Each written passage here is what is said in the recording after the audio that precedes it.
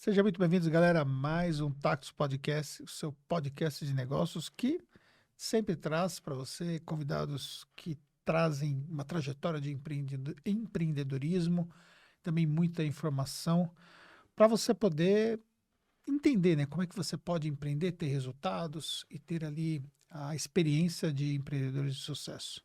E hoje não vai ser diferente, né? Hoje eu recebo o meu amigo Victor Stucci, né, que é empreendedor e hoje é empreendedor na energia solar, né, que é a Trielo. Isso mesmo. E a gente vai falar um pouco sobre a trajetória dele, falar um pouco sobre o mercado de energia solar. É um mercado assim que está em grande aquecimento, né, porque na minha opinião, um mercado que ainda tem assim muita coisa para acontecer, porque ainda está numa fase muito inicial sobre a utilização da energia solar, né? E ele vai falar um pouco também, né, sobre como é que ele veio parar nesse mercado, enfim.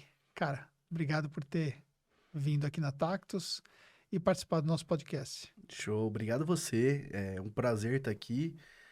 Muito legal que depois que conheci você, comecei a acompanhar ali nas minhas viagens, o Tactus Podcast já está fazendo companhia para mim. Então, Muito bom. parece que eu estou conversando aqui com um podcast amigo. Tem sempre Maravilha. junto. Que bom. Cara, me diz uma coisa para mim. Você tá no mercado de energia solar há quanto tempo já?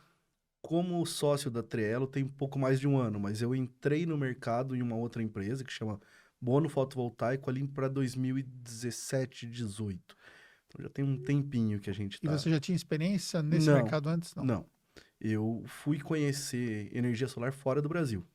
Então, tive toda uma carreira, mas acabei, quando estava fazendo a minha pós-graduação fora, em uma das disciplinas a gente ouviu falar sobre tendências de mercado.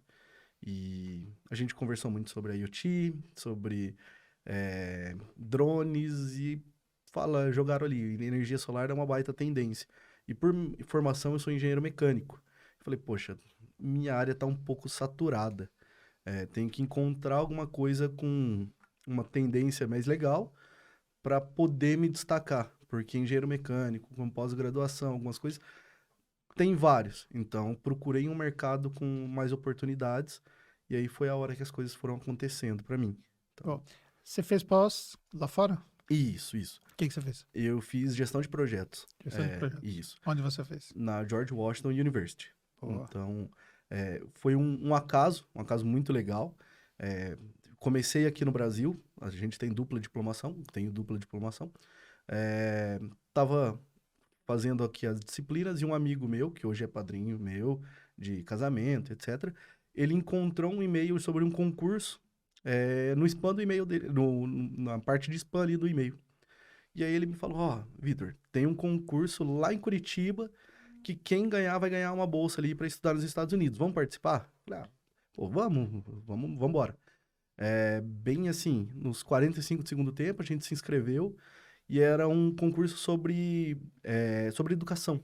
E a gente fez um modelo de digitalização um pouco mais competitiva ali da educação tradicional. A gente acabou participando da primeira fase, segunda fase, e quando a gente percebeu, a gente estava na final. Fomos para Curitiba, apresentamos e a gente apresentou, a gente sentia que ia ganhar. Saí correndo, tirei o visto, verifiquei passaporte, deu alguns dias a gente verificou, a gente realmente tinha ganhado a viagem para fora. E aí a gente foi passar um tempo estudando fora do Brasil. Então, foi ali de um spam que a gente acabou encontrando esse concurso e indo para fora. Bom, isso foi em 2017. 2017. E o que você acha que agregou para você essa formação lá fora? Poxa, foi fenomenal. Eu vejo muita semelhança da imersão que a gente fez no G4 e esse curso, que eu me sentia muito despreparado para estar com pessoas tão competentes. E o cara que é o mais despreparado num ambiente, eu acho que ele é o que mais absorve. Então, além de estar com pessoas extremamente competentes, você absorve muita coisa. Então, eu acho que, não falando, sou totalmente despreparado, mas eu vejo estar perto de pessoas de um patamar diferente dos demais te puxa para cima. Então, acho que um grande diferencial assim, desse curso além de acesso a empresas e pessoas que eu não teria. Então, eu brinco que foi a primeira grande virada de chave da minha carreira. Então, saí ali com uma outra cabeça que, assim, minha carreira estava indo para um lado, foi totalmente para o outro e mudou a minha vida. Foi sensacional. E nesse curso lá você tinha outras pessoas de outros países também ou eram só americanos? Era um grupo de brasileiros fazendo uma MBA lá. E Entendi. tinha um chileno. Tinha um chileno. Tinha um chileno. Mas era assim, tinham pessoas de toda parte do Brasil. Então, a gente tinha pessoas ali da Klabin, que é uma empresa Sim. de celulose capital aberto. Ou tinham pessoas, assim, sensacionais. E a gente acabou pegando muita amizade. Copel, era Copel. Então, tinham pessoas, assim, E tudo no mercado de engenharia.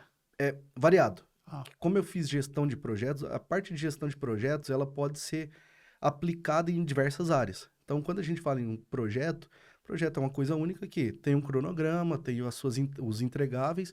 Então, a gente sai de um projeto, seja de engenharia, como um casamento. Então, um casamento, ele tem ali a parte de planejamento, depois você vai para execução, vai para acompanhamento e depois finaliza. Então, tudo você consegue projetizar ali por fase. Então, basicamente, você casou antes ou depois do curso? depois. Aprendi um pouquinho lá. Então eu fico imaginando que você foi muito chato na organização do seu casamento. A gente ali de gastos, coisa e tal, acompanhei bastante de perto. É. Ó, E foi um baita de um diferencial. uhum. E teve dois grandes insights ali. Um foi correr atrás de tendência. A gente está no mercado hoje que se fala muito, o cara é engenheiro, virou Uber. Pô, tem muito, então você tem que ter um diferencial. Falo muito para o pessoal isso, você tem que ter um diferencial. Então, busquei um mercado que o meu perfil fosse diferenciado. E estar perto de pessoas ali que sejam fora de série. Cara, eu não lembro quanto tempo faz isso, tá? Mas, sei lá, vou jogar aí talvez uns 10 anos atrás, ou talvez um pouco mais, o mercado de engenharia estava muito aquecido. Sim. Foi nessa época que você se formou? Não, me formei um pouco mais recente, eu me formei em 2015. Então, por isso que eu fui atrás de diferenciais. E aí eu acabei empreendendo também junto com a minha pós. Não comentei, mas assim que eu me formei, passei num trainee, trabalhava com balanço industrial, Hum. e eu não gostei do ambiente. Então, do ponto geográfico, físico, não gostei. E aí fui fazer a aula inaugural da pós-graduação, desse MBA. Cheguei lá, conheci algumas pessoas e eu perguntei, pô, eu era bem novo, via algumas pessoas ali com carro importado, cabeça de mais jovem, falei, pô, o que você faz? Queria ter um carro igual ao seu. Ah, eu sou empreendedor, tenho uma empresa que faz isso, isso, isso. Conheci alguns empreendedores. E aí eu saí daquela aula e falei, pô, eu acho que eu consigo empreender. E pedi as contas e comecei a empreender. Hum. Aí eu achei que iria muito para um lado da engenharia, foi totalmente para o outro. E as coisas foram acontecendo. Só que eu brinco, mas se voltasse atrás, eu não sei se eu teria tanta coragem. Mas valeu muito a pena. Tem uma história aí que me orgulho bastante. Boa. E, e aí você foi empreender, qual foi o primeiro negócio que você tocou? Eu abri o meu CNPJ o mesmo que tenho até hoje, chama Sóis Engenharia, que é Stucci Oliveira Engenharia e Soluções. E abri para a parte de abri o CNPJ focado em vasos de pressão.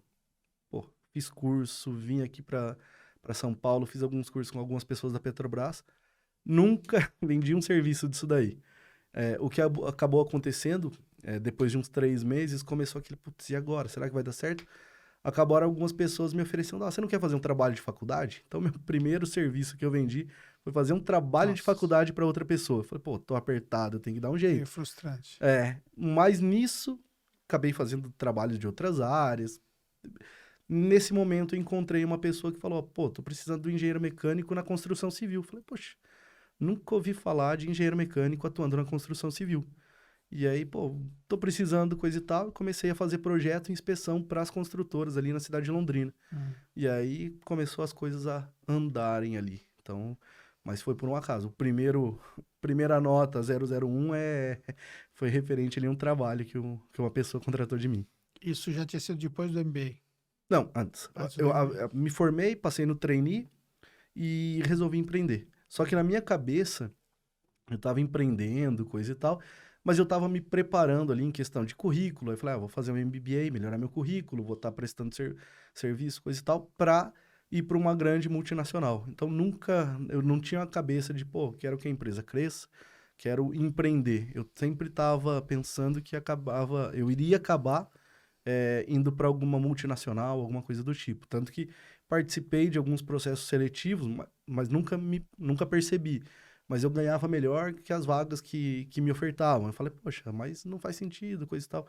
E aí, nessa MBA fora, que eu tive o estalo. Falei, poxa, eu sou empreendedor, eu preciso aparecer mais, marketing, algumas coisas. E aí as coisas foram clareando. Quando eu entrei no mercado de energia solar, eu entrei como consultor em gestão de projetos para uma empresa. E você não tinha experiência no mercado de energia. Nenhuma. Só na parte de gestão de projeto. Mas eu pensei, pô, quem faz um projeto bacana em uma área consegue fazer em outras. Que o escopo, organizar um cronograma, organizar requisito de qualidade, é o mesmo. Então eu falei, pô, se eu consigo fazer numa área da engenharia, eu consigo fazer na outra. E aí as coisas foram acontecendo. E como é que está esse mercado de energia solar hoje? Poxa, é um mercado que ele cresceu muito e ao final a entrada desse ano ele deu uma desacelerada. Então ele está no momento de profissionalização. É, Agora no dia 6 de janeiro a gente teve uma taxação sobre o fio B da energia solar e onde o mercado ele fez um terrorismo muito grande. Então o que acontece? Todo mundo, pô, vamos fazer antes porque daqui a pouco vai ter uma taxação, algum blá blá blá. E o cliente final ficou muito apavorado. Então, o que aconteceu? Chegou no dia 6 de janeiro, houve isso daí, mas teve o dia seguinte. Então, todo mundo vendeu muito bem no final do ano passado, só que virou o ano, o cliente estava, opa, peraí, mês passado você falou para mim que não compensava fazer o seu sistema. Agora você está falando para mim que compensa? Então, a gente se precaviu, pelo menos na Trielo, e já começou a fazer um trabalho educacional para o cliente. Cliente, ó, vai haver uma taxação, mas é assim. Explicamos bem para o cliente que continuaria e continua valendo muito a pena trabalhar com energia solar, ter o seu próprio sistema. Então, quem não está, o integrador que a gente fala, não profissionalizado, ele sofreu muito e está sofrendo muito em 2023. Mas profissionaliza o mercado, porque o novo mercado, antes de ter toda uma normativa, ele tem pouca barreira de entrada. Então a gente brinca que, pô, o cara tem uma empresa de câmera de segurança ali, e daqui a pouco ele coloca energia solar. Só que não é assim. Por mais que não seja o produto mais complicado do mundo, não é uma energia eólica, mas ele tem riscos. A gente está falando de trabalho em altura, trabalho com eletricidade, tem alguns riscos. Então, a gente está vendo um ano muito profissionalizado. Isso muda muito, e aí, como a Trello tem uma equipe muito profissional, a gente vê que quem está realmente organizado para 2023 vai surfar essa onda e vai pegar essa volta da crescente aí que deve acontecer no segundo semestre. Como que foi essa questão dessa mudança da taxação? Explica para mim. Aí eu vi uma explicação que eu acho muito boa, mas do mesmo jeito que você pega um carro para utilizar numa rodovia, você paga um pedágio ali para estar utilizando a rodovia, para as manutenções. O que acontece com a energia solar você coloca na sua casa e utiliza a rede da concessionária. Antes você só pagava o mínimo ali, que era a parte de luz da rua, algumas coisas. Hoje, com essa taxação, que é o fio B, que a gente fala, existe uma pequena taxa pelo uso da rede. Então, basicamente, você paga para entregar aquela energia para a rede e fazer ali existirem as manutenções. Porque imagina se um país fica ali integralmente com o uso de energia solar, a concessionária ela não tem recurso, não tem viabilidade de dar as manutenções na rede. Aí começa a existirem problemas. Então, é uma coisa que, pessoalmente, eu acho justo. Eu não acho injusto porque tem que acontecer, tem que existir uma rede hoje para a gente conseguir colocar energia nas casas. Entendi. Então, ou seja, a queda de consumo de uma energia solar comparado com a energia convencional, isso representa quantos por cento? A gente pode falar aí de 90%. 90%. Então, ou seja, com essa taxação, que é fio B, Isso, fio B. isso vai representar quantos por cento ali? Antes disso, o rentabilizava ali o sistema em 95%. Agora eu falo 90%, então seria Uns 5% mais ou 5%, menos. isso. Mas ele é progressivo, então ele não entra com a taxação cheia no primeiro ano, nem no segundo ano. Se eu não me engano, ela vai começar no terceiro, quarto ano. E o sistema, ele se paga muito rápido. Ele tem um payback aí de 3 a 4 anos. Então, pô, quem está preocupado com isso não faz muito sentido. Porque quando você coloca na ponta do lápis, você já pagou o seu sistema quando começa a pagar a taxação de uso. Mas você acha, por exemplo, que no ano passado foi usado essa narrativa como forma de impactar para as pessoas saírem do muro e adotar o Isso, sistema? isso. Por quê? Porque quem adotou antes, lá, por exemplo, Tem o dezembro. direito garantido. Ah, Então, tem o direito tá. ali de não pagar essa taxação. Apenas o mínimo. Então, muita gente usou isso daí como um gatilho de urgência. Poxa, ó, você tem que fazer agora, que a partir de 6 de janeiro, eu não consigo mais homologar, você vai ser taxado ali pelo uso da rede. Então, criou-se muito integrador ali, a gente sentiu muito concorrente fazendo assim um terrorismo no cliente. Se você não colocar agora, acho que não vai compensar. Então, o final do ano passado, assim, foi excelente. A gente viu muita empresa crescendo, faturamento ali em 3 meses, faturando mais do que o ano inteiro. Então, foi uma loucura. Começo de ano correndo atrás de instalação, e aí depois a coisa deu uma estabilizada. Porque, na verdade, você podia homologar antes de instalar, no caso. Isso, Você isso. fez a compra do sistema, Faz o pedido de homologação na concessionária, e aí depois instalava. Ah, tá, entendi. Só que eu brinco assim, o dia depois do dia 6 de janeiro chegou. Então, o pessoal que fez muito terrorismo, o que não vendeu, o cliente falou, poxa, mas até ontem você falou que não, eu tinha que fazer. Não fiz, perdi a oportunidade. Então, é um trabalho muito árduo você explicar que, pô, continua viável, coisa e tal. Então, a gente trabalhou muito, educar o nosso cliente para entender que a viabilidade continuava. E considerando ali, por exemplo, a média de faturamento de janeiro, vamos colocar fevereiro, março, abril, comparado com o do ano anterior, houve uma queda? Houve uma queda da expectativa. O mercado de energia solar, ele, como você falou, ele está crescendo muito.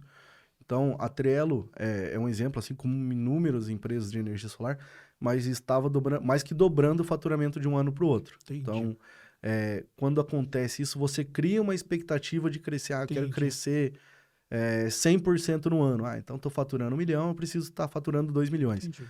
Então, o que acontecia era a expectativa de um faturamento muito grande. Mas eu falo para todo mundo que a gente está mesmo assim andando muito bem, porque a gente mês a mês fatura mais do que o ano passado. Entendi. Então a gente continua crescendo. Mas menos do que era a expectativa, Isso, exatamente. comparavelmente com os anos anteriores. Exatamente. Então fica naquela coisa de, pô, queria estar crescendo, queria estar com mais funcionário, mas não aconteceu. E você falou sobre a questão de que a barreira de entrada é muito pequena, né, nesse mercado, né? Porque tecnicamente é fácil de instalar? O residencial, ele é fácil. Ah. O residencial. E aí é onde a gente se diferencia. O residencial, você se cadastra num distribuidor, pode fazer com um engenheiro terceirizado. Então, vamos dizer assim, você chega lá, contrata o engenheiro, compra o sistema, homologa, faz uma RT e boa. Agora, no nosso caso, a gente trabalha com sistemas maiores. Então, recentemente a gente fez para o grupo John Deere ali em Campo Mourão. Sim. Então, a gente precisa fazer um projeto de linha de vida para comprovar que todos os com RT, para comprovar que todos os colaboradores, eles estão trabalhando em devida segurança em cima do telhado. A gente teve que executar uma passarela de metal para o pessoal ficar ali em cima. Existem cálculos ali para a pessoa que está usando o cinto, caso ela caia, ela não pode bater nem o pé, a ponta do pé em nenhuma ponto de interferência. Então, tudo isso a gente verifica também o telhado. Pô, e se eu colocar ali 200, 300 placas de energia solar e o telhado não suportar? Então, a gente, nisso daqui já envolveu um engenheiro mecânico, que faz essa parte, que sou eu, que faço a parte ali de cálculo da parte de segurança. Um engenheiro civil, que faz a verificação se o telhado está apto para receber aquela carga. Um engenheiro eletricista, para fazer o projeto de energia solar e a gente tem dois engenheiros de segurança para fazer todo o treinamento com a nossa equipe, por causa de lesões e algumas coisas do tipo. Então, o nosso time de engenharia de especialistas é muito grande. E nesse momento a gente tem um diferencial muito grande e a gente continua crescendo com esse time. E uma empresa como essa, ela consegue substituir quanto da energia dela por uma energia solar? A gente tem várias situações. Tem empresa que ela faz para bater 50%, 30%. Nesse caso, se eu não me engano, ela acaba suprindo praticamente tudo. Não lembro que é o certo, mas, por exemplo, ela gastava 30 mil reais, hoje gasta bem pouco, aí vai estar gastando 3 mil, vamos dar um exemplo. Entendi. E a energia, no caso da empresa, seria a energia de uso normal? Ou maquinário também? Não? Isso. Eles fazem só... É uma concessionária, então eles fazem a manutenção. Então o escritório administrativo está lá, Entendi. manutenções, a oficina, então tudo está ali dentro. Entendi.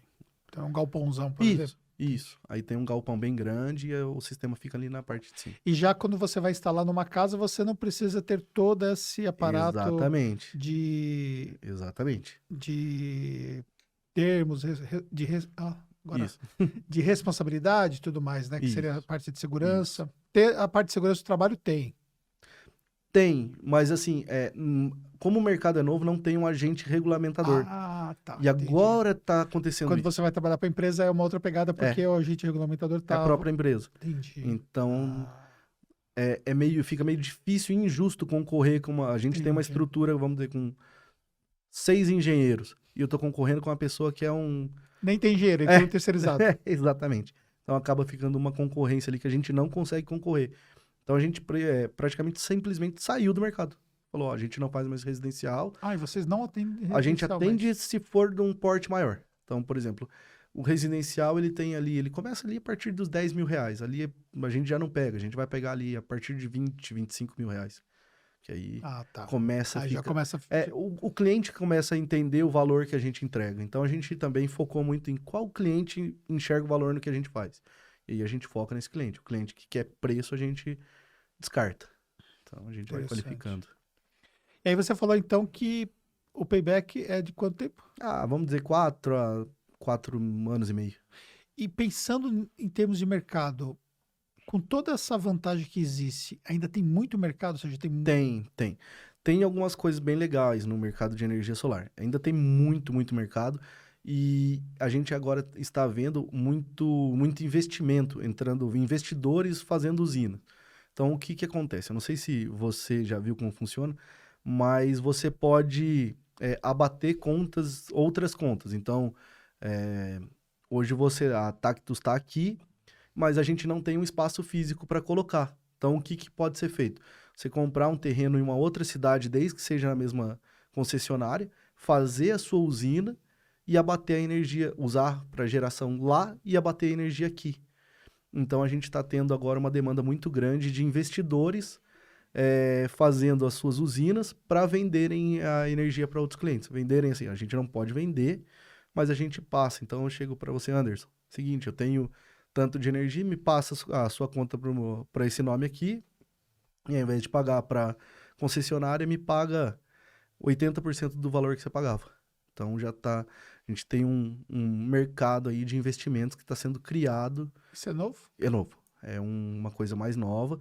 E é bem interessante. Hoje, o rendimento em cima de uma usina está rodando aí entre 1,2% a 1,4% ao mês de dividendos, livre de imposto, coisa e tal. Você vê o seu ativo ali, e aí a gente tem uma expectativa aí de estar durando 30, 35 anos essa usina. Então, o pessoal está enxergando muito tirar o dinheiro que estava ali numa locação de casa, uma locação de kitnet, até um fundo imobiliário, e aplicando em usinas. E a partir de quanto investimento ele consegue ter uma usina que seja factível ali? Eu brinco assim que tem os filé mignon pra gente. Então a gente tem uma casa ali de 300 mil e uma de 2 milhões. Só que isso a gente pode dividir em cotas. Então, 300 mil, eu posso estar fazendo 6 cotas de 50 mil reais. Entendi. Então, a gente está trabalhando nesse modelo, vendendo por cotas, se organiza uma cooperativa, revende essa energia para uma comercializadora, ela vende nesse modelo que eu te falei, e aí a pessoa vai recebendo como dividendos. Então é uma coisa nova que está acontecendo aí. Nunca ouvi falar disso. É uma novidade aí. Interessante. Vamos destrinchar melhor isso aí. Então vamos lá. Então eu tenho um terreno lá no interior. Uhum. Pode ser qualquer cidade, desde que seja da mesma Concessionária. concessionária. Isso. Então aqui é CPFL? Não. Aqui é a Anel. Anel. Então, desde Enel. que seja na região que a Anel atenda, você pode fazer isso. Tá. E aí, vou lá, pegou um terreno, Uhum. vai homologar isso, Isso. E aí você constrói a sua usina. constrói a usina. Legal. Aí a Enel vai pegar aquela usina, aquela energia, e ela Uhum. vai conectar aquela energia com a rede elétrica. Como funciona? Isso, conecta com a rede elétrica. Então, a gente tem que ter uma rede passando ali e faz a conexão e você vai estar injetando ali na rede. Aí, no caso, vamos dizer que a Tactus fez essa compra de um terreno, fez a usina, e aí você tem que pegar a mesma unidade consumidora e as duas serem iguais. Então, você tem a mesma unidade consumidora aqui e lá, como se fosse o mesmo CNPJ para as duas, a mesmo CPF para as duas. Tá, entendi. Então, você considera que é uma pessoa só que você está conversando. Aí, algumas empresas têm feito uma cooperativa de empresas. Uma cooperativa. E aí, então, assim, eu preciso de tanto de energia, você precisa de um tanto. Organiza-se uma cooperativa e aí todos passam a sua conta ali para aquela unidade consumidora e distribui-se proporcionalmente ali ao consumo. Então, são alguns modelos aí que as pessoas têm encontrado. A gente tem visto muito em cidades maiores, que, por exemplo, aqui não tem um espaço físico, você faz numa cidade menor. Então, a gente já está fazendo um trabalho até de encontrar bons terrenos em cidades pequenas.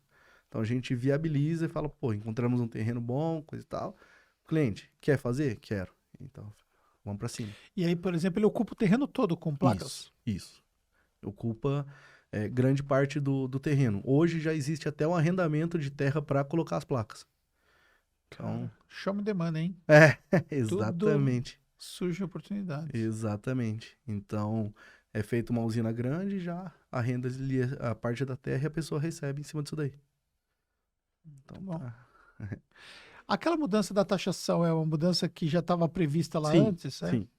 Ela iria acontecer no ano passado, não vou lembrar em que mês, mas ela já havia sido empurrada há muito tempo. E aí acabou que aconteceu. Mas é importante para ter algumas regras para o mercado. Acho que é como a gente falou, o próprio cliente hoje ele faz a regulação. Mas é importante ter um órgão regulamentador que faça essa regulamentação para o mercado, porque, vamos dizer, 50% vai olhar qualidade, mas 50% não. E a gente está falando de um produto que, por mais que seja simples, ele tem risco. Poxa, a gente está falando aí de trabalho em altura. Hoje, o acidente que mais mata pessoas aqui no Brasil é o trabalho em altura. Então, como que a gente coloca uma pessoa para trabalhar num telhado sem colocar um cinto, sem colocar segurança suficiente? Poxa, é uma responsabilidade muito grande ali com a vida de algumas pessoas. Quando a gente fala também, a gente toma muito cuidado com isso.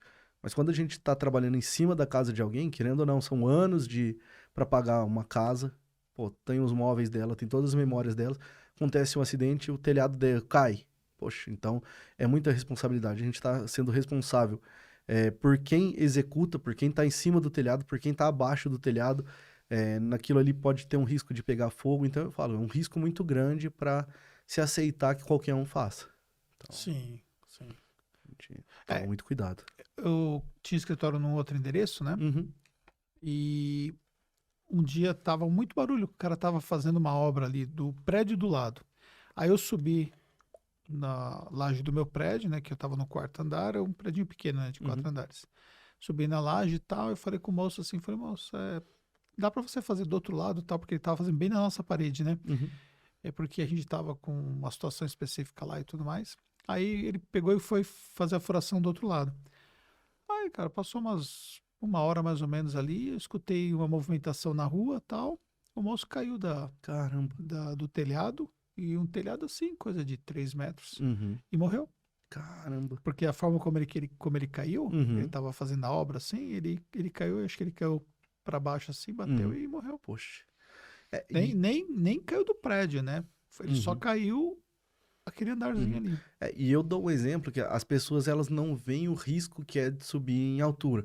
Mas a gente tem alguns anos atrás aí o próprio Gugu, que subiu no telhado da casa dos Estados Unidos para Sim. limpar a calha, caiu e morreu. Poxa, um cara ali tinha dinheiro, podia pagar para alguém fazer isso, resolveu fazer por conta, caiu e morreu. Então a gente é muito responsável quanto a isso. A gente, é, todo colaborador que sobe num telhado, a gente pensa muito que esse cara tem uma família, ele tem um filho pequeno e a gente quer que no final do dia ele chegue são e salvo ali para sua família. Então a gente é bem chato com a parte de segurança porque é muito importante, é muita É. responsabilidade. E como que vocês determinam ali a quantidade de placas que vocês vão colocar Legal. numa casa? É, o primeiro passo é o cliente me entrega uma fatura de energia que eu vou fazer um estudo em cima da necessidade dele. Então você me entrega a sua fatura, preciso de 10.000 kWh, que é a medição. A gente tira uma média dos últimos 12 meses, porque normalmente no verão você consome muito mais. É diferente o consumo verão e inverno. Às Uhum. vezes no verão você vai estar usando mais ar-condicionado e muita gente no inverno acaba ali usando ainda o chuveiro a gás, a eletricidade e consome mais ali. Então a gente pega e faz uma média dos 12 meses para não ter essa variação. Fez a média dos 12 meses, a gente já sabe ali quantos módulos mais ou menos a gente precisa, porque cada módulo, vamos dizer assim, gera uma quantidade X. Eu sei ali que eu preciso de Y, divido um pelo outro, já sei ali quantos módulos eu tenho. Então, o módulo vai gerar 500 watts, eu preciso de 5.000, 10. Então, basicamente assim, para você ter uma ideia. Só que aí a gente faz um processo muito importante de validação. Então, o que que é? A gente usa um software onde a gente pega ali o endereço da casa, algumas fotos, e simula aquele sistema naquele local. Então, a gente vê se tiver uma árvore do outro lado da rua, quais efeitos que aquela sombra da árvore vai provocar. Se tiver uma platibanda, se realmente Influencia? cabe. Isso, a gente chama de validação, para ver se o que eu tô falando que eu posso vender realmente vai acontecer. Por exemplo, se eu tenho uma casa e tem um prédio próximo e Uhum. parte do dia não pega sol, isso influencia na Influencia, geração? influencia Uhum. totalmente. Aí o sistema ali em série dos módulos, quando você tem uma pequena sombrinha no cantinho, ele trava toda a série ali dos módulos. Então, uma pequena sombra ali no cantinho, ela vai estar influenciando ali várias placas que estão no sol. Então, a gente Hum, faz essa validação para, caso aconteça uma sombra no começo do dia ou às vezes no final da tarde, ela seja validada de um ponto que não influencia ali o que a gente está prometendo. Então a gente considera sombra, a gente considera meses chuvosos. Então a gente faz essas considerações que às vezes a gente joga ali com uma sobra para alguns meses que chove menos, para ter um abatimento dos créditos quando acontece isso daí. tá. E aí, essa placa, ela vai alimentar como a casa? Ela se conecta na Ela se rede? conecta à rede. Então, eu entrego aquela energia que eu gerei para a concessionária. Ah, tá, Então, entendi. isso. Então, tanto que se a gente tiver um apagão, se a energia cair, vai cair mesmo você tendo energia solar. Entendi. Porque você Porque está você entregando. seria como se estivesse fazendo uma troca. Isso, você trabalha no sistema de créditos. Então, eu gerei, entreguei tantos créditos para a concessionária. E aí eu vou estar consumindo e abatendo os créditos que eu estou consumindo. Então, por isso que é importante, né, eu falei do fio B, é a manutenção, porque você no final está usando a rede da E se concessionária. você estiver gerando mais do que você está consumindo, como funciona isso? Legal. Se você estiver gerando mais, você pode passar esse excedente para uma outra pessoa. Então, tá sobrando energia ali, você pode pegar o seu vizinho ali e passar a conta dele para o seu CPF e já fazer o abatimento do excedente ali da conta dele. E esse excedente, ele é cumulativo ou... Ele acumula por alguns anos. Eu não vou lembrar agora de cabeça, Ah, mas tá, mas ele. por mais de um Isso, ano ele acumula. isso, mais de um ano. Ah, Aí a gente só tem que entender situação a situação, esse acúmulo, porque como eu te falei, às vezes chega alguns meses que ele gera mais, ele gera excedente, e alguns meses ele consome mais. sim, Então, alguns meses ele realmente vai acontecer esse armazenamento para usar em outros meses de menor geração. entendi. E se for ao contrário, você dimensionou, por exemplo, errado e aí ele não está gerando o suficiente, faltou placa, no Uhum. caso. Legal. A gente consegue fazer o aumento. A Trello hoje ela faz todo um trabalho muito minucioso para evitar que isso aconteça. Mas Sim, pode acontecer, sim. e já aconteceu. Então o que a gente faz ou deixa preparado ou faz o aumento do sistema. Então o sistema ali você pode aumentar colocando mais placas e rehomologando. Então você vai fazendo ali homologação de pequenas partes e injetando dentro da rede. Tá. Então, a gente tem muito cliente que deixou o sistema preparado para aumento. Então, Ele quis fazer daquela forma porque, tipo assim, vamos ver o que vai dar e tal. isso, exatamente. E aí, às vezes, o cliente, pô, vou deixar preparado para aumento. Pô, em 2023 está mais apertado, coisa e tal, mas eu vou conseguir colocar mais 2 módulos. Coloca 2 módulos agora, 2 módulos ano que vem, e ele vai... Porque ele vai consumir o que falta de energia, ele vai estar consumindo, ele só vai pagar a Exatamente, diferença da conta. exatamente. Mas como muita gente financiou, então vai esperando, paga uma parte do Por causa financiamento, do financiamento. aí vai diminuindo a taxa e vai implementando ali, vai aumentando seu sistema. Tá. Para financiamento, existe alguma condição diferenciada nesse Tem caso? sim. Os bancos, eles têm algumas linhas de crédito aí mais competitivas para energia solar, onde o próprio sistema ele é a garantia. Então, O sistema fica de garantia. isso. Então, ele é bem competitivo. E, além disso, para o agronegócio também tem algumas linhas aí que são bem competitivas aí, que viabiliza bastante. Por isso que a gente vê hoje aviários aí, muito aviário com energia solar, grandes fazendas, usinas, porque Tem que ficar 24 horas ligadas as luzes ali, né? Isso. Então Os tem equipamentos. Isso. As galinhas ficam comendo, os Ex- frangos ficam comendo 24 horas. Exatamente, não pode parar. Então, é um desafio, mas ali a gente teve bastante crédito, coisa e tal, por isso que bastante gente fez. E eu falo que, assim, o produto de energia solar, ele é uma proteção contra a inflação. Porque o que acontece? Hoje a inflação energética ela é muito maior que a inflação que a gente tem. Então, pô, às vezes num ano de 2022 a inflação aí foi de 10%, quando você vai ver a energia é 20%, 15%, não tenho agora de cabeça. Depois a gente pode até dar uma olhada, Entendi. mas ela é muito maior do que a inflação geral.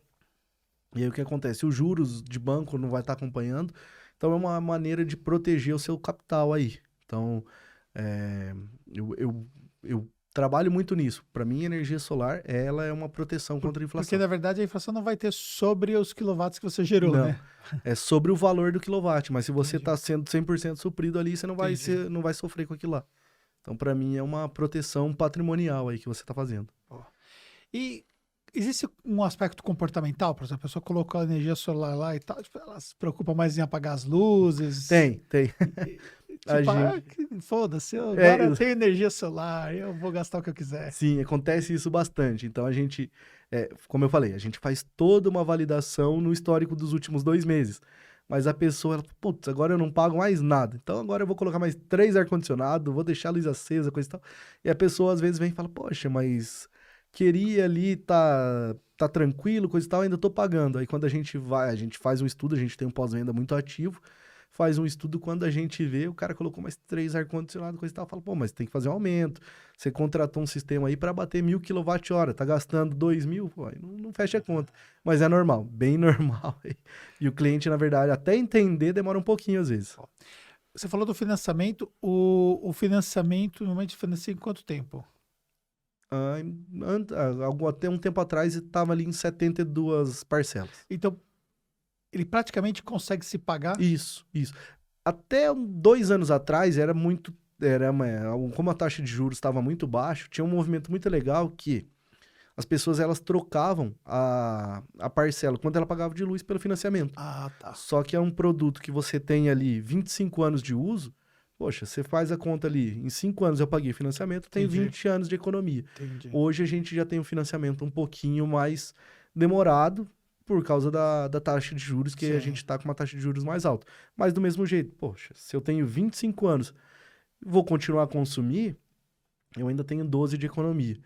O que a gente vê que gera um pouco de dificuldade ali é a pessoa enxergar o médio e longo prazo. Que todo mundo quer trocar a conta no mesmo valor, quer que a coisa aconteça muito rápido. E é um produto, ele é um investimento. Tem todo um tempo de payback, vai demorar ali 4, 5 anos para você começar a ter retorno. Então a pessoa ela tem que entender que ela vai alocar o capital dela hoje para ter um retorno amanhã. uma casa normal ali, imaginar que o cara gaste R$ 1.000 por mês de Uhum. energia e tal. Uhum. Um sistema desse custaria média de quanto? Vamos dar um chute ali, uns entre 50 e 60 mil. E Nas aí, melhores na hipóteses. melhor hipótese, tá. E aí, na cabeça dele, muitas vezes, esse investimento aí não faz sentido ele investir agora, prefere continuar pagando uns milzinhos todo Exatamente, mês. exatamente. Mas o que acontece é que dificilmente a pessoa consegue diminuir o padrão de qualidade dela. Então, se ela dorme todo dia com ar-condicionado, ela vai continuar dormindo. Uhum. Gosta de ver um filme no final do dia. Então, dificilmente a gente enxerga um cliente, não, tá muito caro, eu não tenho condição agora, tal, tal, e diminuir aquele padrão de vida. Então, ele continua a pagar para a concessionária sem perceber. Poxa, é muito mais interessante, já que você vai ter o payback, por mais que sejam juros altos, mas pague para você mesmo. Eu, pelo menos, eu Sim, enxergo isso entendi. dessa maneira. E isso tudo influenciou negativamente o mercado? Um pouco, essa Sim, questão do sim, aumento da taxa de sim. juros e também a questão lá da taxa. Sim. Então, por isso que a gente teve um começo de 2023 um pouco atípico. A gente tem, apesar que a taxa de juros já estava alta em 2022, Uhum. mas a gente teve troca de governo, a gente teve taxação, a gente tem um aumento de taxa de juros alta, então a gente vê muito cliente ali dando um passo para trás. Opa, não vou investir, quero ver o que vai acontecer, acho que agora não é a hora. Só que no final das contas, a gente vê supermercado, poxa, passou o tempo, o que aconteceu foi que o cliente continuou pagando a luz do mesmo jeito. Então, Uhum. independente, energia é uma coisa que a pessoa vai continuar pagando com o sistema ou não. Ele vai continuar consumindo. Principalmente em indústria, loja, supermercado. No final das contas, ele vai continuar ali com aquele consumo. Bom, o cara que comprou, colocou na casa dele, em relação ao preço do imóvel, existe uma influência sobre o preço do imóvel? Tem sim. Tem alguns estudos que apontam uma valorização de 6 a 8% do tamanho do imóvel. Eu estava dando uma olhada, essa estatística é muito próxima à metragem da casa. Porque uma casa muito grande, ela vai precisar de normalmente acaba consumindo bastante, ela precisa de um sistema maior. Então, em média, aí tem uma proporcionalidade que chega de 6 a 8% de valorização. E uma casa muito grande, o preenchimento do telhado é quase integral? Isso. A gente já tem casa aí que praticamente integral ali, se marcar um pouquinho bobeira, põe um pouco no vizinho. Entendi. Tem uns lugares que tem umas placas fora, né? Uhum. Tem algumas pessoas, a gente não gosta de fazer tanto, que fazem angulação. Hoje o sistema, ele preferencialmente deve estar virado para o norte, por causa do nascer do sol ali. Tem algumas características que preferencialmente o norte é a melhor orientação e o sul é a pior. Então algumas pessoas elas fazem uma estrutura para que o sistema aponte ali para o norte. Só que o grande risco o sistema normalmente ele está bem próximo ao telhado. Ele está bem colado ao telhado. Agora, quando você faz uma angulação, você abre espaço para um vento muito forte vir e afetar. Tá. Então, se você tiver um momento de vento muito forte, Santa Catarina a gente teve algum tempo atrás, tufão bomba. Pô, vem o vento ali, ele arranca os módulos e telhado. E aí é um problema de a pessoa às vezes vai ficar com financiamento e mais o volta da energia para pagar. Então é um risco ali que a gente não gosta. A gente prefere achar outras soluções. Acho que a gente nunca fez angulação por causa de segurança. Entendi. Mas é só uma questão de preferência para ter um aproveitamento maior do sol, né? Isso. Se a Mas, pessoa. mas algumas vezes acaba que não tem espaço e as pessoas, por exemplo, um sistema ali, vamos dar um exemplo, mas para o norte são tantas placas, para o sul são muito mais. Então ela faz essa angulação porque Tá. cabe ali naquele espaço. A gente prefere não fazer e falar, ó, o que dá é isso. Entendi. Não é legal fazer essa angulação. Eu particularmente não gosto. Ó. E quando você pensa na questão do rural, a utilização é a mesma? Ele vai colocar as placas para Isso, exatamente.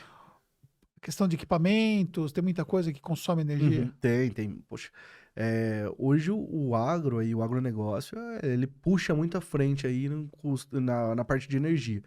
O que a gente vai ter nos próximos anos, que vai dar uma virada bem grande, é a parte de carro elétrico. Porque hoje o que acontece é que o carro elétrico, a gente tem dois tipos de estações. A gente tem aquela estação lenta, que demora 8 horas é a estação rápida, que demora meia hora para carregar um carro. Só que o que acontece é que a estação rápida, ela consome muita energia. Então imagina, a gente está falando do Brasil, não sei quantos carros que existem, mas vai chegar aí nos próximos 10 a 20 anos que a gente tem um marco ali em 2030 que não vai mais ser produzido carro a combustão e a gente vai ter os carros elétricos. Só que aí 2030 tá aí, né? É difícil de acreditar que... tá em cima. Então, o que vai acontecer pô, vai ter um monte de carro elétrico, só que a gente vai ter a mesma energia para entregar. E aí vai acontecer a mesma coisa que acontece num momento de baixa de geração. O preço vai subir muito. Então, o que a gente conversou com algumas empresas, fez algumas pesquisas, que vai ser a viabilização, o próximo ponto ali legal no mercado. São sistemas com baterias ali para trabalhar nos horários de pico. Então, você gera o seu sistema de energia solar, aloca aquilo ali numa bateria para usar num veículo. Então, de noite, pô, você consegue trabalhar muito mais com um sistema de baterias aí. Então, acho que vai ter uma tendência muito grande aí. Tem muita aplicação a bateria, mas o que a gente enxerga é que no futuro aí a gente vai ter um problema muito grande devido ao volume de carros elétricos que vai ter e a energia produzida aqui no Brasil, que não vai suprir. Então, a gente vai ter um mercado aí de necessidade muito grande de como suprir. Mas o caminho é sempre o mesmo, né? Sempre a energia que foi gerada, ela vai para a rede para depois retornar. Por enquanto, sim.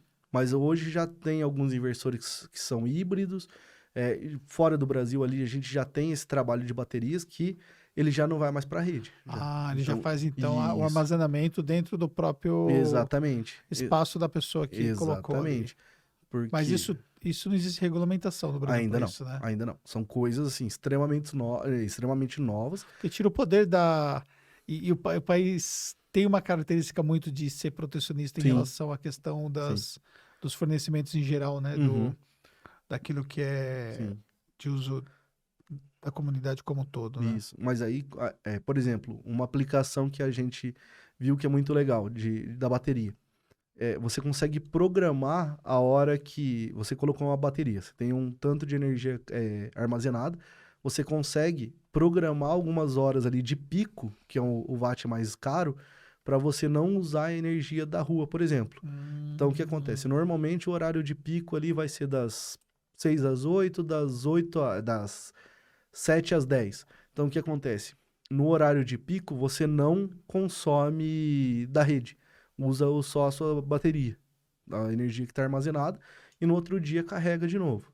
Então, você consegue não usar a energia da rede nos momentos de pico. E como funciona isso no fluxo normal? Quando você está usando no horário de pico, você paga mais pelo... Como funciona isso? Hoje, depois eu consigo te explicar melhor, mas basicamente é isso. Tem uma variação, tanto que tem algumas empresas já que trabalham com trade, vamos dizer assim, de energia. Então, compra energia mais barata, através de energia renovável, e vende ali em horário de pico. Cara, tem mercado para tudo. que louco isso. E além disso, a bateria ela é muito interessante para alguns tipos de indústria. Então, a gente estava conversando sobre a aplicação em uma indústria de leite. A linha de produção, ela não pode parar. Se ela tiver um apagão, o custo é muito grande. Então, o leite que está passando ali em toda a linha de produção, ele se perde. Então, vamos falar aí que seja essa empresa que a gente estava conversando, que foi um exemplo, 40 mil litros de leite. Perdeu todo aquele insumo. Além disso, quando você para uma produção como essa, você tem que fazer uma limpeza nos tanques. Tem que usar um ácido ali para limpar que quase que detona a máquina. Então, se você tiver um apagãozinho que seja de 1 segundo, você perdeu toda a sua linha produtiva. Além disso, tem que parar 1 dia de produção para fazer toda essa limpeza e voltar ativo. Então, é muito barato muito estratégico você ter uma bateria para não deixar acontecer aqueles picos. Ela vai trabalhar como se fosse um no-break ali. Então, só que bem interessante. Um equipamento gigantesco ali, né? Exatamente. Indústria de móveis, que está fazendo aquela pintura jateada também. Se parar, não pode parar. Se ela parar, a pintura escorre e estraga você tem que voltar e começar de novo. Então, para algumas indústrias já é bem importante ter esse tipo de equipamento. Cara, você entende muito bem disso aí, né? E É, considerar que quantos anos atrás você não entendia nada? não, um pouco tempo atrás, não. Mas eu brinco assim, que muito veio da pandemia. Que eu já fiz essa minha MBA, fui para fora, entrei no mercado de energia solar.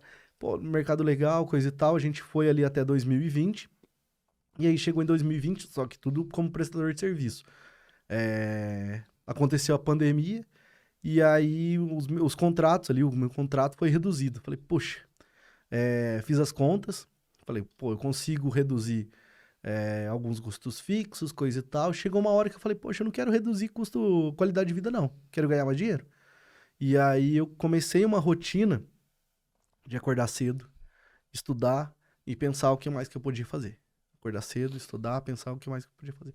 E fiquei alguns meses ali, o começo da pandemia, fazendo isso daí ciclicamente. Estudando, estudando. Acho que foi uma das épocas que eu mais estudei. E aí eu consegui começar a atuar como consultoria, com outros ramos de consultoria. Comecei algumas coisas e enxergar mais oportunidades de negócio. E aí foi a hora que eu conheci a Trello, conheci meu sócio, que ele se chama William, comecei a trabalhar com ele ali uma consultoria. Então, do mesmo jeito que eu trabalhava numa empresa maior, eu remodelei aquele produto que eu tinha e comecei a trabalhar ali com uma empresa menor. Eu revendi SaaS, coisa e tal. E aí, quando eu percebi, também estava dando um boom bem grande, assim, na questão de faturamento. E aí eu comecei a enxergar a Trello com um olho diferente. O que aconteceu? A Trello era uma empresa ali que ela começou como uma construtora, estava fazendo algumas casas e falou, poxa, vamos colocar energia solar junto e vender como diferencial. E aí eles começaram a vender bem.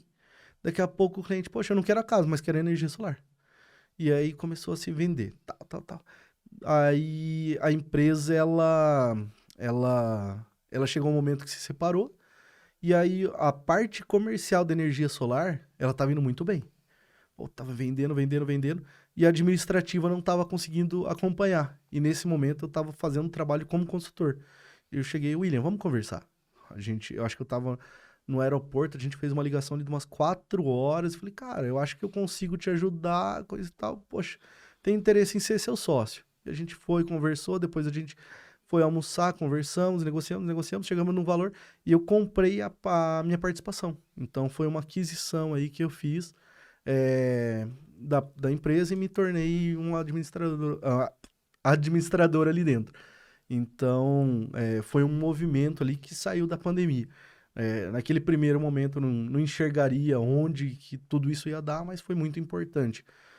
Então, aprendi muito sobre parte comercial, que eu não entendia, muito sobre marketing, e foi a hora que eu entendi que eu realmente estava empreendendo. Então, virou uma chave muito grande ali na pandemia. Teve uma pessoa que falou que ou da pandemia a gente saía muito mais forte, mais estruturado, ou ia sair pior do que quando começou. E aí eu falei, poxa, não tenho opção, eu tenho que sair muito mais forte do que quando eu comecei. E aí criei toda essa rotina e deu muito resultado. E pensando no que vocês estão buscando em relação ao mercado, você pegando o tamanho de vocês hoje atualmente e pensando daqui a 5 anos, o que vocês projetam aí em termos de crescimento? Legal. A gente tem uma projeção de ter algumas novas unidades de negócio. Então, a gente quer ter uma unidade exclusiva ali de pós-venda. Então, todo o sistema ele precisa ali de uma limpeza, de algum tempo, de alguma revisão, por mais que seja baixa a manutenção, mas precisa. Então, a gente quer ter uma linha de negócio de manutenção, a gente quer ter algumas linhas de negócio nova, mas a empresa como se eu quero ver um crescimento aí de pelo menos uns 200% em 5 anos. Pelo menos, e eu vejo que a gente vai conseguir entregar isso daí, além de colocar muitas pessoas ali dentro. Acho que no final das contas, o que mais é legal e bonito de ver é a gente poder transformar a história de algumas pessoas ali dentro. Dá um exemplo rapidinho, mas um dos meninos que é o nosso da equipe comercial, um dos nossos vendedores, até um ano atrás ele era motoboy. E aí fez a entrevista. Eu brinco que eu não sei se eu poderia ter feito aquilo, mas eu cheguei e falei para ele, cara, é o seguinte, tem outros currículos aqui melhor que o seu. Mas eu tô vendo que você tá com muito sangue no olho. tá com muita vontade de vir para trabalhar. Se você conseguir pegar uma fatura de energia de alguém interessado e me trazer até o final da tarde, eu te contrato. Rapazinho, ele... Não sei se ele faltou no trabalho naquela tarde, mas ele pegou a moto e foi. Deu 2, 3 horas da tarde, ele voltou. Falou, ó, essa pessoa tá interessada. Falei, tá, vamos ligar e vamos ver se essa pessoa realmente estava interessada. E tava. Falei, caramba, o cara tá com muita vontade.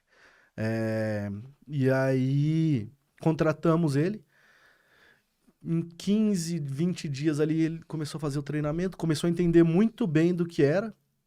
Nisso daí, com 20, 25 dias, a gente teve um feirão do Sicredi. E aí as outras empresas ali, todas sentadas, esperando o cliente vir, e ele gritando, falando, vem pra cá, coisa e tal. Poxa, em 20 dias ele fez a primeira venda ali de 50 mil reais. Então, pô, ele, em questão salarial ali, deu um boom muito grande. Hoje ele tá construindo, reformando a casa dos pais da mãe dele, com a irmã dele, coisa e tal, tá cuidando da família.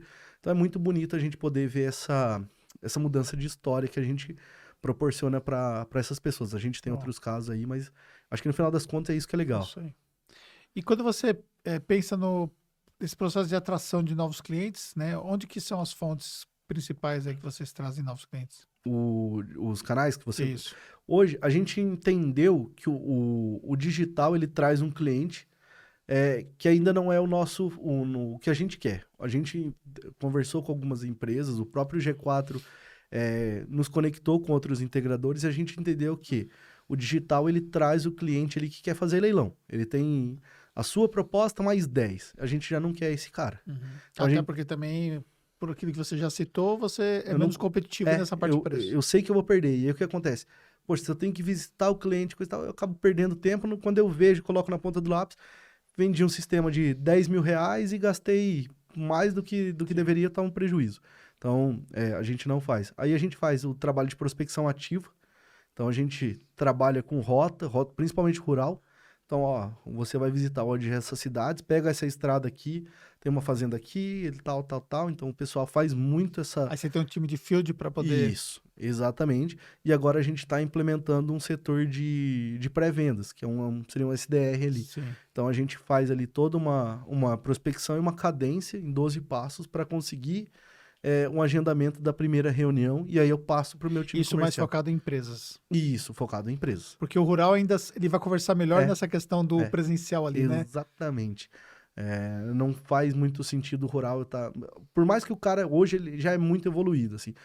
Tem internet na fazenda inteira, mas ele não vai... Vai ter uma característica ainda ele gosta própria do cara a cara, ele gosta daquilo lá. Então a gente faz esse processo aí de rota e o cara vai para cima. E olhando para esses dois públicos, qual que você vê que tem uma performance melhor de crescimento? Legal.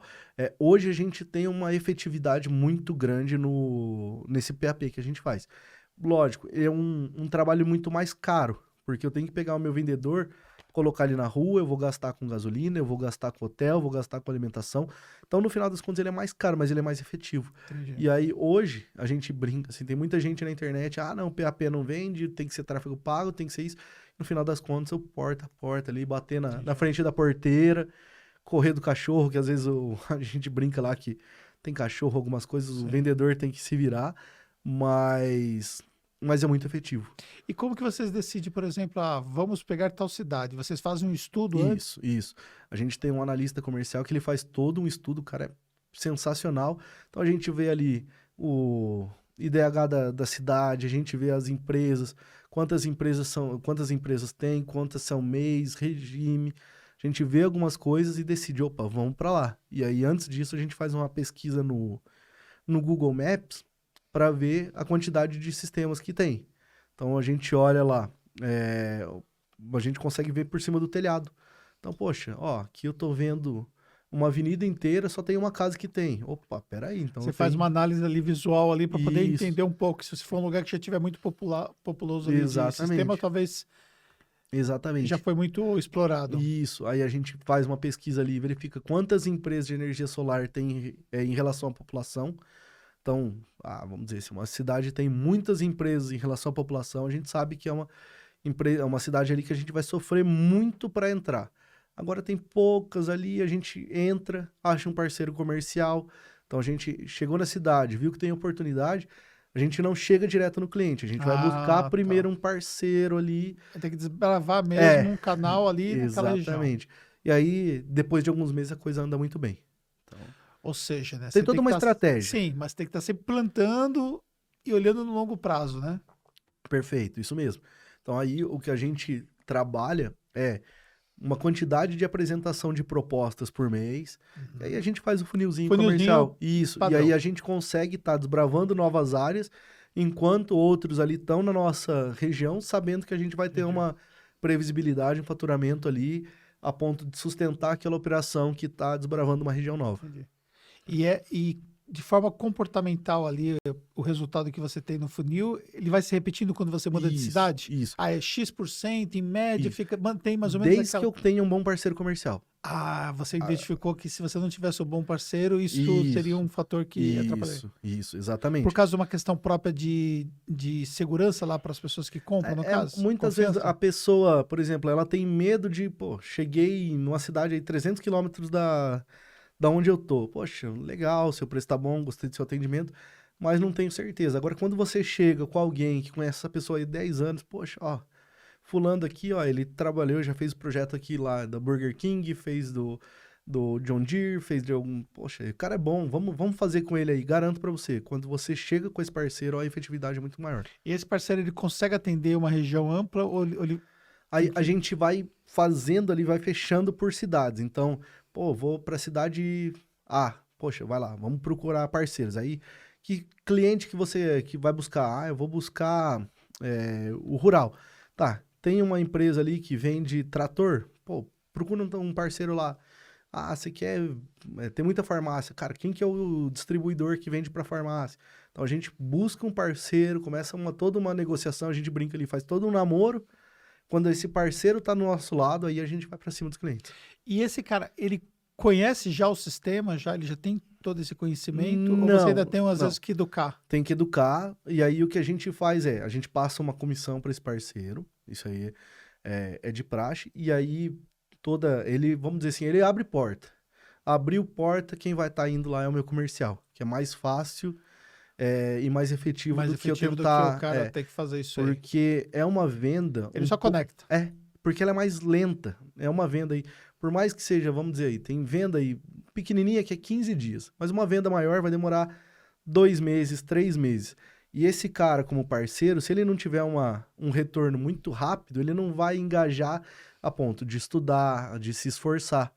E aí ele sai fora. Entendi. Então eu tenho que manter ele ali no cantinho dele, sem gastar muito tempo, mas ó, pega a sua agenda do celular aí, o que você tem de parceiro? Ah, tal. E aí a coisa acontece. E aí eu coloco o meu comercial pra ir junto. E aí ele vai na reunião junto, aí ele vai aprendendo e a gente tem uma estratégia hoje de chegar num ponto que ele aprendeu, opa, vem cá, vem pro nosso time de uma vez. Então a gente, além disso, no Entendi. longo prazo, quer trazer esses Trazer caras esse cara. pro time. E o desafio de abrir essas novas frentes é muito complexo hoje? Sim, é um desafio aí, porque o Brasil é muito grande. Então, questão cultural é complicado. Entendi. Poxa, tem lugar aí que o pessoal é muito aberto, a gente chega e consegue um bom parceiro rápido. Vamos dar um exemplo bem extremo. Poxa, no Nordeste o pessoal é bem mais amigável do que no Rio Grande do Sul. Então, a nossa grande dificuldade está, às vezes, em conseguir o próprio parceiro. Então, mas depois disso a coisa anda bem. Interessante, né? São as estratégias que a gente vai criando aí. A gente se conheceu lá no G4, né? Uhum. E qual o significado que você vê participar de uma imersão como aquela e se conectar ali com o ecossistema do G4? Poxa, pro negócio? foi uma experiência ímpar para mim. Como eu falei ali, eu tenho alguns pontos de virada na minha carreira e vida. Acho que para mim foi um ponto de virada ali, que me conectou com pessoas ali que eu não esperava. Poxa, eu tenho 30 e poucos anos aí. Não esperava me conectar tão rápido com pessoas tão grandes, com tanto resultado. E além disso, muita coisa a gente conseguiu aplicar muito rápido no negócio, que é o que eu te falei da mesma coisa da MBA. Quando você tá ali mais, um momento, um passo para trás, você consegue corrigir muita coisa muito rápido. Então a gente olhava, mas não olhava custo de turnover, algumas coisas. Então hoje, a gente saiu do G4, a gente valoriza muito as pessoas que têm, a gente quer transformar num lugar mais legal e pagar melhor. Porque no final das contas, é uma coisa que o empresário brasileiro não vê, mas pagar um salário mais barato, mais baixo é muito ruim. Por mais que no curto prazo pareça não interessante, mas ele vai demorar para trazer dinheiro para casa. Ou ele vai sair. Agora, se você paga um salário mais alto, esse cara vai gerar resultado para você e faz a empresa crescer. Então foi um grande insight, por mais que pareça, às vezes até básico, mas é difícil, no final das contas, você fazer esse movimento. Sim. Porque dói no bolso, às vezes dói no fluxo de caixa, fala, pô, não cabe esse cara, não cabe, mas ele traz um resultado tão grande que faz caber. Então, foi um baita de um insight ali. Além disso, parte de vendas, a gente já mudou muita coisa. A própria definição do cliente ideal, a gente remodelou tudo, a gente está remodelando jornada do cliente, a gente está remodelando muita coisa e vendo que a gente está se tornando muito efetivo. Então a gente fala, pô, a gente está vendo aí 2023 um baita desafio e a gente continua a crescer. E eu vejo que tem muita relação com isso. Isso. É isso aí, cara. Eu fiquei impressionado com o nível de complexidade que é tudo isso, né? E também o nível de domínio que você tem sobre tudo isso, né? E também a sua trajetória empreendedora, né? De pegar, cara, de praticamente ir para um mercado que você desconhecia e você investir nisso e você, de fato, buscar. E esse processo de reinvenção, né? Que você citou, né? De reposicionar a empresa, ir para mercados onde é mais competitivo do ponto de vista do objetivo da empresa, né? Ou seja, de ter uma estrutura mais parruda, uma estrutura mais relevante, e sair um pouco de mercados extremamente competitivos, que tem empresas menores, e que, de uma certa forma, essas empresas menores, né, vão continuar aquela jornada ali, né? Enquanto você está lá fechando grandes contratos, outras coisas de forma diferenciada aí no mercado. Então, assim, esse movimento também foi uma coisa que me impressionou bastante. Legal. Acho que esse papo foi realmente muito bacana e traz, assim, alguns aprendizados, né, para quem acompanha aqui o nosso canal, que é, primeiro, entender que o empreendedor, ele tem que ter essa flexibilidade, né? Ele tem que ter essa capacidade de conseguir se reinventar sempre. Sim. Então, se nós estamos falando aí de processo de reinvenção que você citou desde lá o ano passado, né, que começou pela pandemia, depois, né, final da pandemia, o ano passado aquela história toda que você citou, que ajudou a fomentar, mas depois já começou o ano com muitas mudanças, taxação, mudança de governo, taxa de juros e tudo mais, e já começa a mexer. Aí você já faz um outro movimento. E aí vai buscar diretrizes, insights, vai navegar em outros mares com outros empresários. Lá no G4 mesmo, inclusive, tem muitos empresários que são do mercado de energia solar, né? Eu reparei muito isso, né? E você vai trocando essas ideias todas aí com todo mundo, vai se conectando com outras pessoas, vai, volta e começa a fazer outras coisas, cara. Isso é reinvenção pura, né, que o empreendedor precisa passar, né? Exatamente. Acho que aqui ficar parado tá... Não pode ficar parado e ficar olhando as coisas acontecerem, loucura. Né? No final das contas, o empreendedor tem que ter estômago, né? Estômago para mudar e tomar risco. Acho que o mais difícil é tomar risco. Não é fácil tomar risco, não. O Brasil não é um país mais propício para se tomar risco. Você tem a renda fixa aí, às vezes até mais atrativa do que abrir o próprio negócio, mas no final das contas aí, poxa, a liberdade financeira, não a liberdade financeira, mas a liberdade pessoal, eu acho que é uma coisa que não se paga. Poxa, você poder, às vezes, chegar numa sexta-feira que vou viajar e ter essa liberdade. Algumas coisas ali, a liberdade de conhecer outras pessoas, poder mudar algumas histórias, acho que no final das contas isso aí é muito importante. E você sair também, é claro que a renda passiva é algo que nós precisamos sempre ter e construir ali um patrimônio que permita ter essa renda passiva é fundamental. Mas a gente também tem dentro de nós aquele sangue de empreender, né? Então, ou seja, não é o tipo de pessoa que, independente de quanto você tem de renda passiva e até liberdade financeira com aquilo não vai significar que você vai ficar em casa sem fazer nada, só vivendo de juros. Sim. Por quê? Porque, cara, a gente gosta desse negócio, né? Que você falou, o empreendedor precisa ter estômago. Só que a gente gosta dessa pegada, né? Sim. É claro que sempre você tem que fazer ali escolhas, né? Dar aquela desacelerada de vez em quando, fazer... viajar e curtir a família e tudo mais, que é o que nós temos que fazer sempre, mas a gente gosta desse ritmo, né, cara? Sim. Eu falo que pro empreendedor, cara, no final das contas, o medo de ganhar, ele tem que ser maior do que o medo de perder.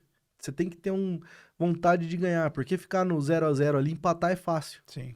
Não que seja fácil, mas a vontade de ganhar tem que ser muito grande, porque não é fácil. O Brasil tem um ranking aí a dificuldade de se tocar uma empresa, você sabe, poxa, é muito difícil. Então você tem que ter muita vontade de ganhar. E aí a gente tem esse paralelo nos esportes, poxa. A gente, sim, eu me inspiro muito nos esportes. A história do Michael Jordan, agora tem o filme do Air Jordan aí, poxa, é vontade de ganhar o tempo todo. A vontade de ganhar, ela tem que ser muito maior do que o medo de perder. Então, se você tem medo de perder, é difícil empreender. Agora, tem que ter coragem. É isso aí. Victor, obrigado, amigo. Obrigado, Anderson. É isso aí. Quero agradecer você que esteve com a gente aqui no nosso podcast. Se você não deixou seu like, por favor, deixa e compartilhe esse conteúdo. Você acha que pode ajudar outra pessoa? Por favor, compartilhe esse conteúdo. Tamo junto nessa e até um próximo Tacos Podcast. Valeu. Boa.